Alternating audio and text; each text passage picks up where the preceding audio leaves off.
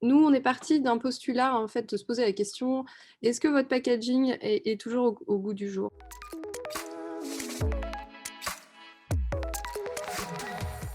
Pendant un long moment, une longue période, en fait, le consommateur était plutôt à la recherche d'un emballage qui simplifie énormément les usages, qui va être très communicant, qui va communiquer pas mal de choses. Et en fait, depuis peu de temps, enfin quelques années maintenant, on voit que c'est en train de changer et que le consommateur est plutôt en train de se poser la question, est-ce que ce packaging est polluant ou pas? Est-ce qu'il a enfin, il est plutôt pointé du doigt de cette manière-là. Donc, est-il au goût du jour? Pour nous, le consommateur, c'est sans surprise, vous devez le savoir plus que nous aussi, que du coup, il attend en fait que les marques, soient précurseurs, soient avancent en fait pour donner des solutions vertueuses, du coup, de faire des packagings qui ne sont pas des déchets. Donc ils sont plus portés uniquement sur le design graphique qui va être sur l'emballage, mais du coup sur la dimension écologique, que peut apporter cet emballage. On a mis des chiffres, d'une étude qui avait été faite en 2020 qui commence un peu à dater, mais en fait en montrant que 61 personnes pardon, 61 des personnes interrogées aimeraient que les industriels consacre davantage d'efforts à la conception des emballages durables. Donc ça, c'était en 2020. On est en 2021, ça a évolué encore plus. Le Covid n'a pas changé ces choses-là. Donc c'est important pour industriels de faire cet effort et qu'elle soit perceptible. Donc en fait, ce que disait Vincent, c'est effectivement l'éco-ancrage fait partie d'un tout, ça fait partie de l'éco-conception. C'est une partie en fait de tout ce grand terme de comment éco-concevoir. Donc en quelques mots, qu'est-ce que c'est? L'éco-conception, c'est vraiment de prêter attention au couple emballage-produit pour avoir le moins d'impact environnemental possible. Tout en sachant que généralement, c'est le produit qui va avoir le plus d'impact environnemental que l'emballage, mais l'emballage, c'est celui qui reste, donc c'est celui qui est le déchet, et donc du coup, c'est celui qui est pointé du doigt par le consommateur. On a trois exemples en fait très rapides pour expliquer qu'est-ce que l'éco-conception et comment en fait on peut aborder une méthode d'éco-conception. Donc on a pris l'exemple de la brosse à dents. Que vous commencez à voir, hein, dans les rayons, si vous allez en supermarché, voir vos brosses à dents, vous commencez à avoir un changement total, de ce rayon-là, qui était, 100 plastique, qui était 100 suremballé, il y a quelques années, même l'année dernière. Et en fait, on commence à avoir des nouveautés, et cette question d'éco-conception qui commence à être, enfin bon, on commence à voir les résultats. Donc il y a une première étape en éco-conception qui est: on optimise ce qu'on a. Donc, on va optimiser l'emballage actuel en réduisant au maximum le format comme on peut, qui passe toujours sur les machines industrielles, suivant la posture que vous êtes si vous êtes industriel. On va choisir des matériaux un peu plus recyclés ou recyclables avec une fin de vie plus gérée. Donc ça peut être la première étape d'optimisation et on va éco-ancrer. Donc, je ne rentre pas dans le détail exprès. Du coup, la deuxième étape qui demande beaucoup plus, enfin qui demande une réflexion plus conséquente, on va repenser. Donc là, c'est se repenser l'usage en fait de l'emballage. Quel est son but à cet emballage-là? Donc là, par exemple, sur la brosse à dents, ça va être de protéger la tête, qui est la partie qui nécessite une hygiène particulière quand il est en supermarché pour pas qu'on le touche. Donc du coup, là, le packaging, on va le centrer sur vraiment la zone à protéger. Donc là, ça réduit complètement. On a repensé l'emballage, donc pour être au plus juste possible de son usage en supermarché et aussi ça peut être son usage aussi à la maison. Donc par exemple, en utilisant une petite boîte plastique qui vient en fait protéger si on vient transporter sa brosse à dents. Et la troisième étape qui est vraiment de réinventer. Donc là, on peut se permettre de repenser le système complètement de distribution. Donc, alors on n'a pas inventé, hein, ce système, il existe déjà, mais l'idée c'est de se dire que qu'est-ce qui est jetable dans une brosse à dents? C'est la tête. C'est la tête qu'on vient user, le manche on l'use très rarement. Donc pourquoi on ne viendrait pas justement remplacer cette tête régulièrement, et du coup permettre aux consommateurs d'acheter uniquement la tête et de revenir avec une tête usée pour pouvoir le remettre dans un système, dans l'idéal, un système de recyclage. Donc on voit qu'il y a quand même des étapes différentes de l'éco-conception suivant à quel moment on est et aussi quel investissement on peut mettre derrière en tant qu'industriel. Mais dans toutes ces étapes, il y a l'éco-ancrage. Donc, on peut optimiser, on peut repenser et on peut réinventer. Donc, l'éco-ancrage pour nous, c'est l'étape la plus rapide à mettre en place parce qu'il n'y a pas besoin de rentrer dans une méthode d'éco-conception et de repenser les machines, de repenser son volume d'emballage. C'est vraiment, ça peut être mis en place dès aujourd'hui si on a une refonte de graphisme, de pack, de le mettre en place et de se dire ok, maintenant je prends une posture d'éco-ancrer mon emballage. Donc pour nous, ça nous paraît intéressant parce que c'est vraiment assez c'est rapide et ça s'adapte à vos supports techniques, c'est-à-dire si vous avez déjà vos techniques d'emballage, d'impression et vos matériaux, on ne demande pas de le changer. Donc qu'est-ce que c'est concrètement? Donc l'objectif, c'est d'optimiser la consommation d'encre quand on imprime, donc quand on vient apporter de l'encre sur le support, sans appauvrir les créations. Donc l'idée n'est pas de faire une créa sans encre, sans couleur, de diminuer, d'appauvrir. L'idée vraiment, c'est de se dire, ok, on va garder tout ce qui fait qu'un graphisme fonctionne, donc qu'il soit vu en magasin, qu'il faut qu'on soit aperçu, qu'on comprenne ce qu'il y a dedans dans l'emballage, mais en optimisant au maximum la consommation d'encre. Donc c'est une recherche d'équilibre entre la réduction d'encre et l'efficacité marketing. Donc la réduction d'encre, comment ça se passe? En fait, c'est la quantité d'encre apposée sur le support. Donc c'est un rapport avec la surface et l'épaisseur d'impression. Donc l'épaisseur, ça va être on l'appelle aussi chartre d'encre. C'est lié à la technique d'impression. Donc ça, nous, on ne peut pas forcément y toucher, bien que dans notre processus, on accompagne jusqu'à l'impression. Donc on va conseiller les imprimeurs. Et du coup, la surface, c'est aussi la surface, donc la couverture d'encre. Là, c'est clairement lié à la création graphique. Donc c'est là où nous, on peut avoir un impact. Donc, comment en fait ça se passe une impression? Il y a plusieurs couches du coup d'encre qui sont apposées sur le support. Quand on parle de quadrichromie, donc on voit que on apporte des pourcentages d'encre au fur et à mesure qu'on apporte de la couleur. Donc on peut être facilement à 400%, par exemple. Donc de surface d'impression, on va additionner en fait les couches en pourcentage. Donc ça, c'est pour vraiment vous montrer que quand on vient imprimer sur une surface, c'est une superposition de couches, donc une superposition d'encre. Pourquoi on éco-ancrerait? On a mis quatre arguments, il y en a beaucoup plus, parce qu'au fur et à mesure qu'on en parle, il y a d'autres clés qui rentrent en compte.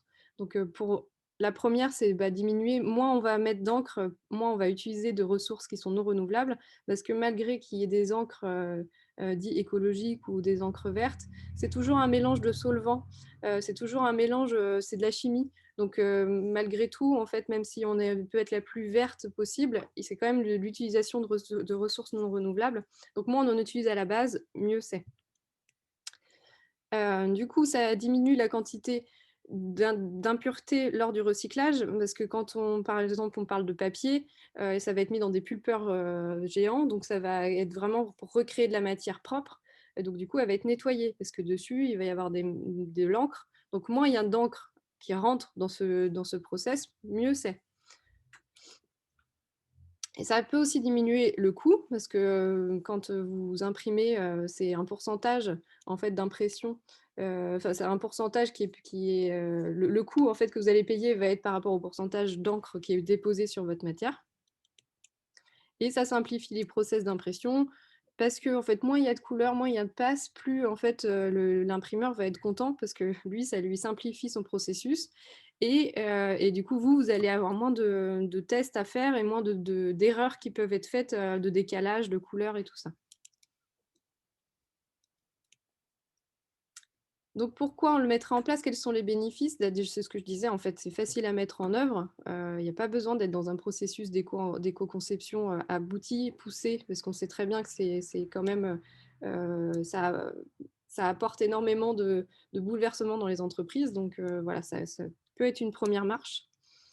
On peut avoir aussi des résultats en fait, qui sont tangibles, métriques. Donc là, on va vous montrer un logiciel qu'on a mis en place pour avoir des chiffres, pour pouvoir en fait dire cette création, elle a été éco-ancrée.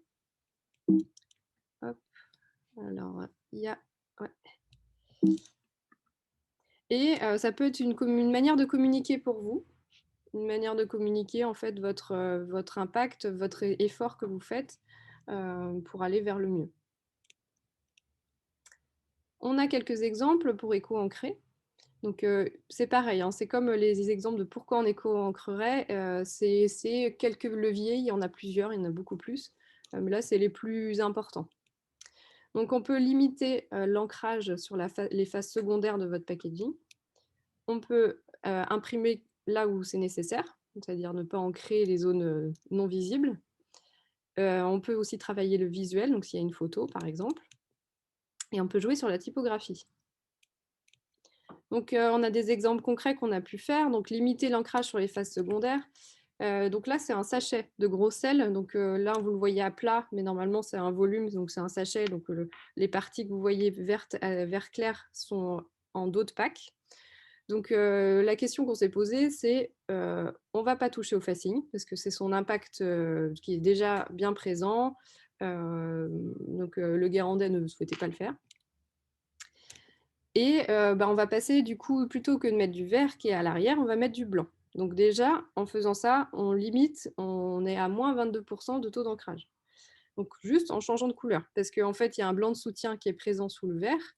Donc du coup, là, on a juste retiré la couleur du vert et passé la typographie en verte. Et après, on s'est dit, oui, mais le gros sel, c'est blanc. Donc pourquoi en fait on mettrait un fond? Et du coup, on a retiré le fond. Et là, on est à moins 47% par rapport à la première. Donc, ça n'a pas changé l'impact marketing, ça n'a pas changé la créa, ça n'a pas changé grand-chose. C'est juste que ça a permis d'utiliser moins d'encre. Si on imprime que ce qui est nécessaire, donc ça paraît logique, il y a beaucoup d'imprimeurs qui le font, mais certaines fois, ce n'est pas fait. Donc du coup, c'est de se dire que toutes les zones qui vont être découpées, donc là c'est une boîte qui va être formée, donc on voit qu'il y a des pattes de collage, il y a des fenêtres aussi qui vont être découpées. Toutes ces zones-là, ne pas les imprimer tout simplement. On peut avoir une petite zone de sécurité pour éviter d'avoir des zones blanches s'il y a un décalage dans la coupe de l'emballage, mais déjà en retirant les endroits qui ne sont pas du tout imprimés, du coup on est à moins 35%, donc c'est un effort qui n'est pas très compliqué à faire.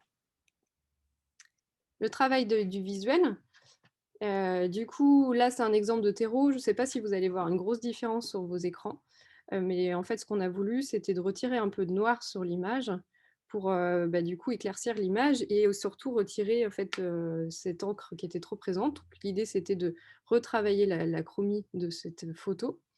Et du coup, en retravaillant la chromie, on est à moins 14% d'encre.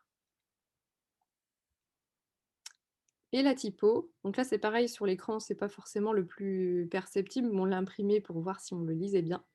C'est de choisir en fait une typo qui soit moins épaisse, donc du coup qui utilise moins d'encre. Donc rien que sur ça, on est, en changeant la typo, on est à moins 39% de taux d'ancrage, donc ce qui est important, sachant que ça ne change pas sur la lisibilité, ça ne change pas grand-chose sur la créa non plus. Et par contre, donc on voit que quand on remet la créa en entier, on est à moins 9% parce que forcément, c'est pas la zone la plus ancrée du packaging. Mais c'est un effort qui peut être fait en premier temps en se disant « Ok, on va juste faire sur les typos, comme ça on ne prend pas de risque. » Déjà, on limite le taux d'ancrage. Donc pour aller plus loin, en fait, ce que je vous ai montré, c'est des optimisations de packaging qui ont été déjà créées. Donc la créa n'a pas été pensée éco-conçue, n'a pas été pensée éco-ancrée. Donc l'efficacité, en fait, elle se voit effectivement quand on le prend déjà au point de départ de réflexion du graphiste ou de la créa du pack. Par exemple, là, la favorite, donc c'était une refonte de marque, donc il y avait totalement toute l'identité graphique à refaire et le logo.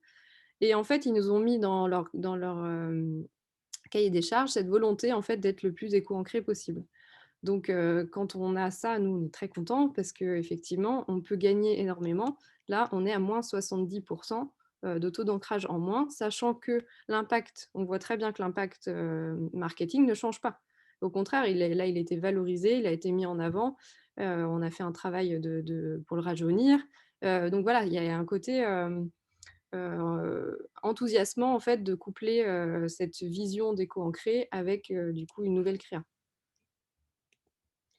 Et du coup, ces chiffres-là, en fait, nous, on a été confrontés à une problématique. On s'est dit, OK, on va éco-ancrer, mais en fait, c'est très dur de dire à l'œil ce qui est éco-ancré ou pas. Et quelle est l'option la mieux pensée? C'est vraiment compliqué. Donc, on a créé en interne un document qui nous permet en fait de comparer les créas entre elles et qui nous permet d'avoir un rapport de ce type-là avec du coup le pourcentage des encres et le pourcentage total et à quel endroit on a pu avoir une économie. Donc ça nous permet en fait d'avoir une synthèse de tout ça et nous on partage ça à nos clients qui du coup peuvent communiquer en fait sur les moins 70. Donc ce genre de logiciel, il y a en général les imprimeurs en ont, mais c'est assez technique. Donc nous, on a eu besoin en fait d'en simplifier un pour pouvoir nous s'approprier en fait ces choses-là et faire des choix aussi. Donc comment ça fonctionne? C'est assez simple. Nous, on met les 2 créas dans le logiciel. On appuie sur lecture et en fait, ça calcule tout seul les choses.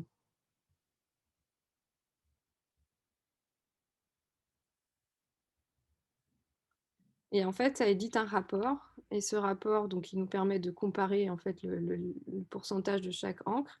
Et en fait, on a mis une partie en bas qui nous permet en fait de quantifier l'économie en kilos.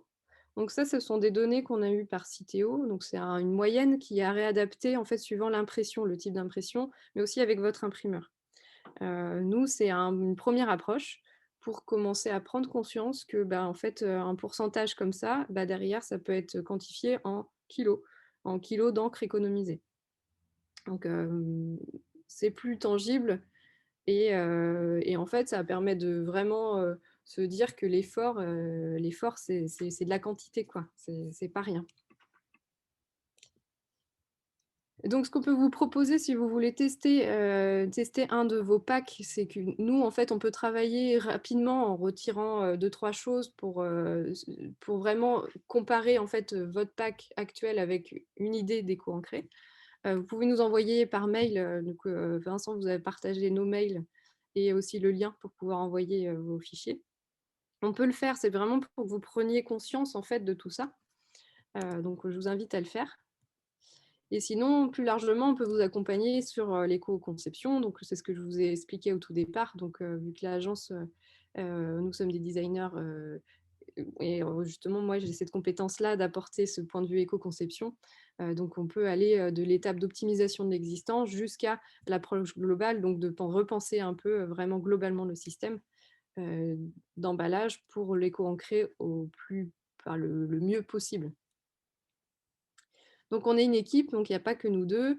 Donc largement, en fait, c'est pour vous montrer nos têtes, mais aussi c'est pour vous montrer qu'on vous accompagne du début à la fin, en fait. Il va y avoir Xavier aussi, qui lui va être plutôt en suivi de production. Ce que je vous disais, c'est que l'éco-ancrage, il y a une partie sur la création, mais il y a aussi la partie sur l'impression. Donc la conversation avec l'imprimeur, de lui dire que nous, notre démarche, c'est ça qu'on veut mettre en place, est importante. C'est-à-dire qu'il peut y avoir des imprimeurs qui ne font pas attention. Et donc, du coup, il y a aussi de la pédagogie à avoir. Donc, nous, Xavier est là pour ça, pour accompagner jusqu'au bout.